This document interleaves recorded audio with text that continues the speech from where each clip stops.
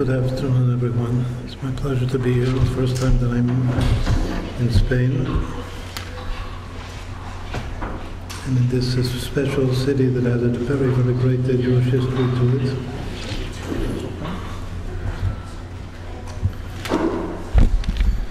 Many of the greatest sages of the medieval period were here in Barcelona. The Ramban, the Rashba, other great sages. So it's my privilege also to be here.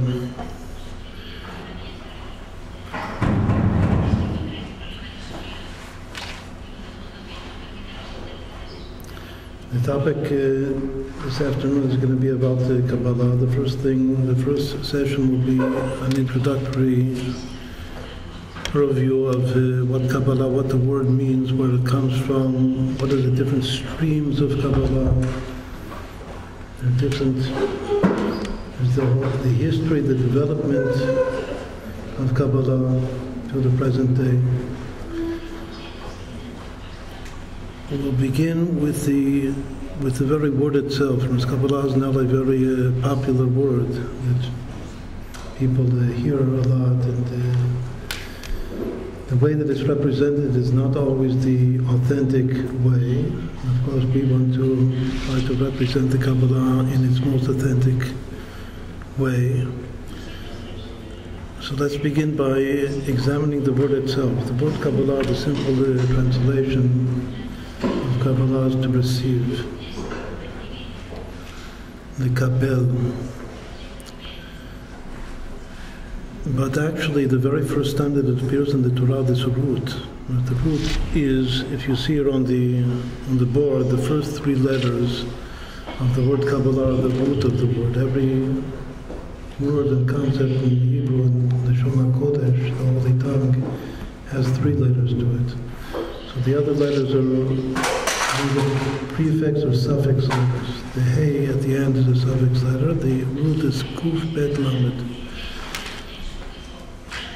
In the 5 books of Moses, this root appears only in one context, one time, in the description of the tapestry of the tabernacle that we were instructed to build from Hashem after receiving the Torah in Chumash Shemot. So there were different curtains that had to be connected by hooks, and there were 50 loops on one curtain and 50 loops on the other curtain, and they had to be connected by very small hooks. And the verse reads, Makbilot halulaot, Isha el achodah, that the loops were exactly parallel to one another. This is the original meaning of the word Kabbalah. It means parallel. We speak of one-to-one correspondence. The chush, the word chush in Hebrew means sense. Every different discipline, whether it's science, mathematics, or something like poetry or literature, every discipline in the world requires a sense. Kabbalah also has a sense. The sense of Kabbalah is the sense of one-to-one correspondence. It's called to correct the koach hamedameh, the power of association. People are always making associations. This resembles this is like this, there's something else. Kabbalah is to make perfect correspondences, perfect associations. Makbilot halulaot isha el achodah. How does the more common meaning of this word Kabbalah, which means to receive, to take in, how does that come from the original meaning? The original meaning is parallel, correspondence. So the way that it's explained is that in order to receive properly, I have to align myself face to face with the source of he who is mashpia, or is the influx, where the influx is coming from. I have to place myself face to face in order to receive everything and the inner essence of what is being given to me. If I'm off angle, I'm not face to face, then I'll only receive some superficial impression. But to receive the essence, I have to be myself, align myself to be in one-to-one correspondence with the source of the influx that I'm receiving. This is the way it's explained that how the sense of to receive is derived from the original sense of the word, which means parallel. To receive, actually, throughout the whole Bible, it's hardly mentioned the word Kabbalah in the sense to receive. Only at the very end of the Bible, in the most important places in Megillat Esther, the scroll of Esther, that we read on Purim. There it says, "V'kibel ha'Yehudim et asher eichilu la'asot," that the Jewish people, after the miracle of Purim, accepted upon themselves anew, received the Torah anew. We probably all know the very first Mishnah of Pirkei Avot. Pirkei Avot is the ethics of the fathers. The very first verb is kibel. Moshe kibel Torah miSinai. Moshe received the Torah from Har Sinai. On Purim, the kibel ha'Yehudim, even though Yehudim is in the plural, it means all the Jewish people, but the verb is in the singular. That the whole Jewish people, and each individual, received the Torah in a way that is similar to the way that Moshe Rabbeinu Moses received the Torah at Har Sinai. This is the way it's explained.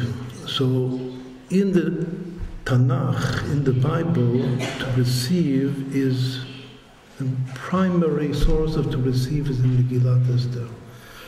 But the whole Torah Ba'al Peh, the oral tradition, begins with Moshe Kibel, that Moses Kibel. Moshe Kibel Torah miSinai, and then it says U'Mosara Yoshua, he passed it over to his successor with Yoshua Binu, Joshua, and then it was passed on from generation to generation. But it all begins from Kibel, meaning that the origin of the Torah is Kabbalah Torah. Just last week we had Chag Shavuot, which is to receive the Torah.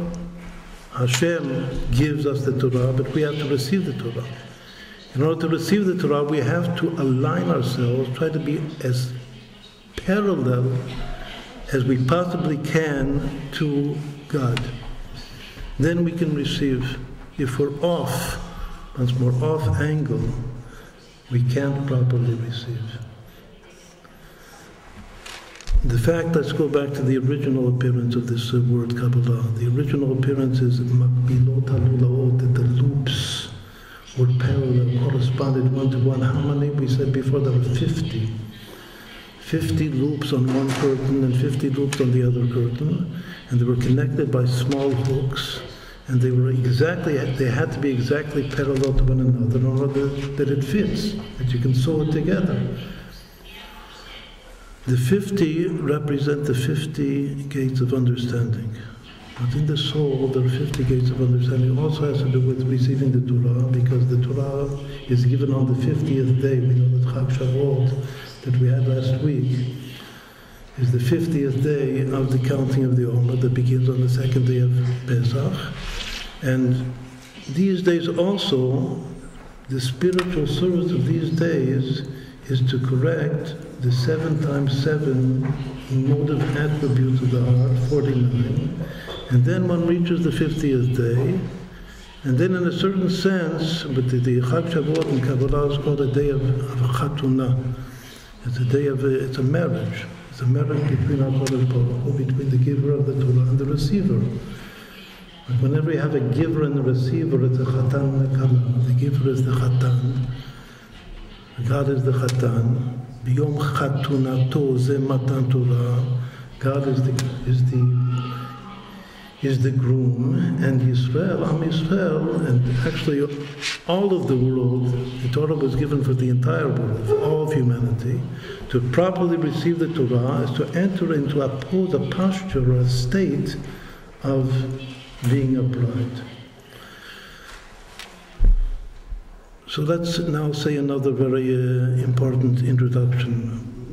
We now recognize Kabbalah as the inner soul, the mystical dimension of our tradition. Just like there's a soul, there's a body. The body is the body of the Torah, is the laws of the Torah. The soul is the inner essence. You can't have a body without a soul, and if it's a living body, so we have a living Torah, Torat Chaim. The body requires a soul, and the soul requires a body. They're interdependent. But the Kabbalah is the soul. What is the difference between the consciousness or the attitude that we have when we're faithful servants of God, performing the mitzvot, which is the body of the Torah, relative to the way that our consciousness when we're studying and pursuing Kabbalah, which is the mystical soul of the Torah. So there are different ways of relating to God. We can relate to God as a king. He is the king and we are the people. En melech v'lo am. There is not a king without a people. We're the servants. Avdei Hashem. There's a deeper way of relating to God, that we're the children, that He's the Father, and we're the children. Both of those ways are still revealed ways of serving God. They both pertain, they are themselves at different levels, but in general they are both related to the body of the Torah. Because we find throughout the imagery in the Bible and in the rabbinic literature that im kebanim, im ka'avatim, we're either sons, and if we properly observe with love God's commandments, we're sons, we're children. If we observe the commandments more with fear or with awe, we're servants. A person is motivated by the two basic emotions of love and fear. Actually, since now we're commemorating the Ramban, one of the most important and deepest thoughts that the Ramban had taught, and that the Baal Shem Tov, the founder of Hasidut, quotes in the name of the Ramban, that only in our service of Hashem, in our divine service, can we experience simultaneously both love and fear. In a normal worldly context, you can't love someone and fear him simultaneously. But in the context of our service of God, we can both love, we can experience love in our heart and fear simultaneously. The first person that said that is the Ramban, Maimonides. Once more, the Baal Shem Tov quotes him. This important fundamental concept in the Torah of the Baal Shem Tov. In love itself, there's the love of a child to his parents, but there's a totally different type of love, the love of a bride and a groom. Only in the study of Kabbalah is the consciousness of our relationship to God that of bride and groom. Not even of son and father. Once more, son and father, or servant and king and master, are two levels of consciousness that relate to the revealed aspect, dimension of the Torah. But as soon as one delves into the secrets, the mysteries of the Torah, all of the mysteries of the Torah are a relationship of Blumen.